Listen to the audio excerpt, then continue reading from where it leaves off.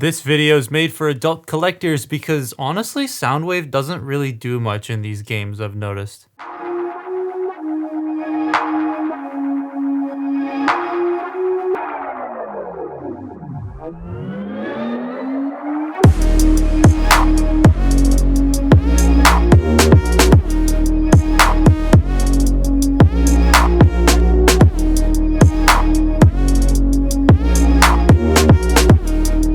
Soundwave's War for Cybertron design is probably my second favorite after Prime's drone Soundwave, so getting a good and accurate toy of this is something I long for. I'm surprised Planet X didn't do one. Gamer Edition is gonna do one, I know, but so far, the two we have are kinda mixed. The Voyager is way too big and still inaccurate, surprisingly, even though the design didn't change much between the games, so it didn't have to use concept art. And this one is also not accurate, but it's a very fun toy. Soundwave here is, like Shockwave, a bit too short and a bit too skinny. The skinniness, though, isn't as bad as Shockwave's. Soundwave looks and feels more proportional. His colors aren't as dark as they should be. The blue feels a bit too light, and the grays aren't as gunmetal as they should be as well. But it's not bad. These colors work well together and don't lose any of the details. And, like, they fit. So, unlike Shockwave, where they were just way too dark, these actually look quite nice. I'm not a fan of how the feet look though with the roof panels underneath, but due to the way it transforms, what can you do? He looks like he's wearing slippers. Like he's gonna get mad at you, take it off, and then throw it at you while screaming things in a language you don't understand. I'm speaking from experience. I really like the head. It's very small, but the sculpt feels very video game. I just find it odd with the eyes. They're red here. They were yellow in the game, and then in Fall of Cybertron, they changed to red. I don't know why they did that. Soundwave with yellow eyes just looks really cool, and I don't know why they changed it, nor why it wasn't like this on the toy, unless it was strange. This toy also really doesn't feel like the game design in certain aspects either, because concept art. The shoulders are wrong. The arms have to be gorillaed to be more accurate. The hips are slightly off. His head and his chest aren't 100%. And this guy's arms just feel way too long. It's not that they're long physically, they're fine. It's just the shaping of it and how they're positioned makes them look a tad weird. They're also set back on his torso a little bit too much, so his whole physique just looks off. I do like how the wheels on the back work. The Voyager never got this right, but the wheels fold up to correctly position themselves on the back, facing backwards, and don't get in the way of the elbows, which is quite nice. He comes with two guns, his shoulder cannon and his hand cannon, that was never actually in the game. Then again, most of the weapons of the old War for Cybertron toys weren't in the game, so that's nothing new. The cool thing about this, though, is you can compress them and put them in his chest. They can't really engineer tiny tape dudes at this size for a deluxe price, so instead, his chest gets used as gun storage, and that's very cool. But the title. The reason I say that is because this feels like a Starscream situation.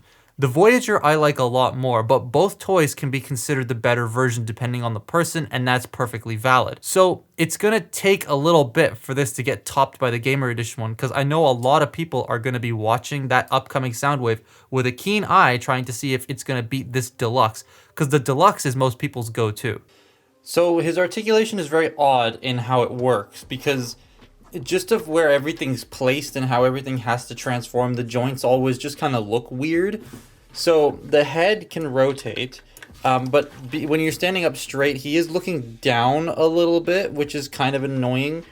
So he kind of has to do this to like stand up straight. It's very strange.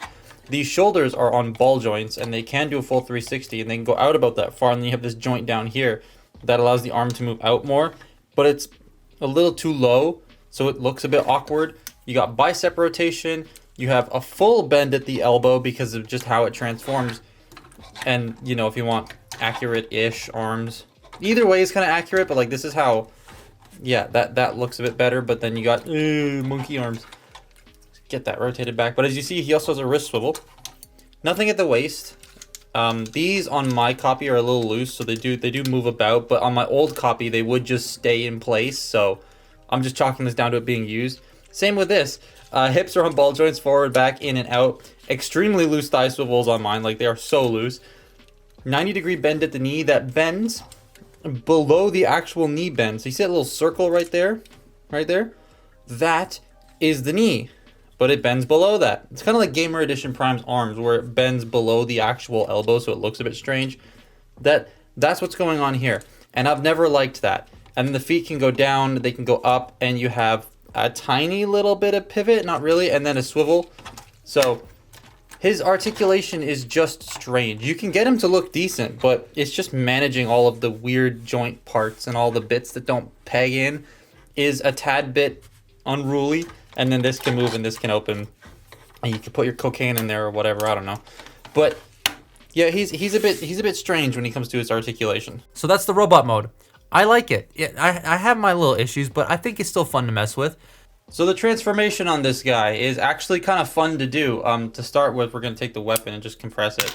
But yeah, I love this. I love that the weapons can store in here. It's so cool, man. It's so cool.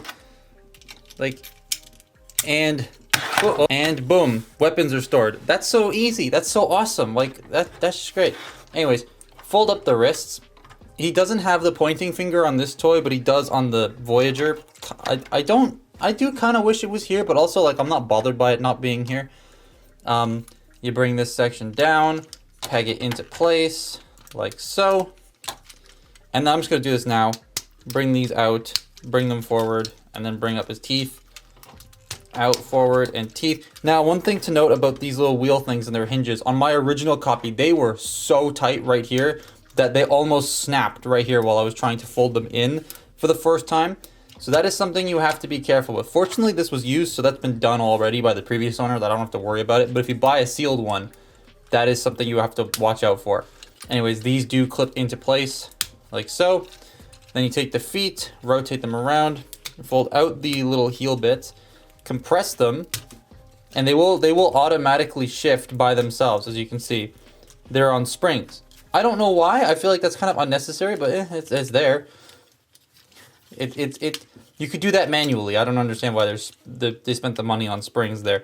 You peg these together, rotate this section up, unclip the waist, bring this up, and fold it over. And there you have your little sandwich van thing. And that's very cool. And what's funny, I don't have it up here, but the Voyager, exact same transformation. The only thing is different is it's got a panel up here because of the whole tape dispensing gimmick, and this doesn't have that, but it is like the exact same transformation. They just ripped it straight from this. And honestly, if they ripped the new Voyagers straight from this, I wouldn't be angry.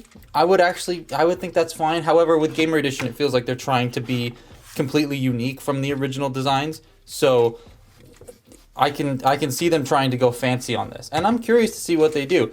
You can also flip this forward and flip these down if you want. I've seen some people display it like this or like this.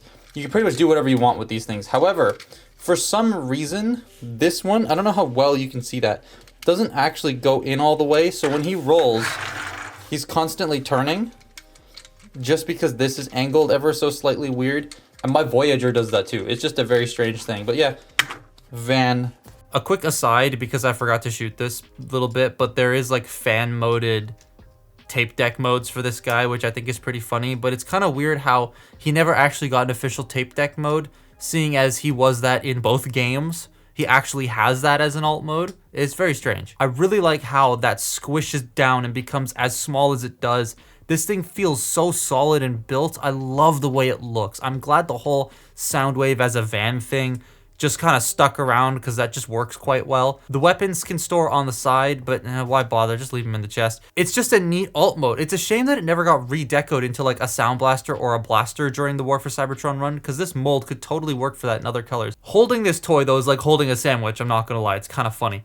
But overall, I do like this. Though it goes for like 20 to 35 bucks on average, and I feel like that's too much considering they're going to be making a new one soon-ish, because like, come on, they're going to do it. I'd honestly say wait until you find it for cheap as hell, like I did, because I wouldn't pay more than like $15 for this thing, especially since we know we're probably going to be getting a new one in the next couple of years. This one kind of feels redundant. But that's my look at Transformers War for Cybertron Deluxe Class Soundwave. Follow me on Twitter and Instagram, and I'll see you next time. Bye-bye.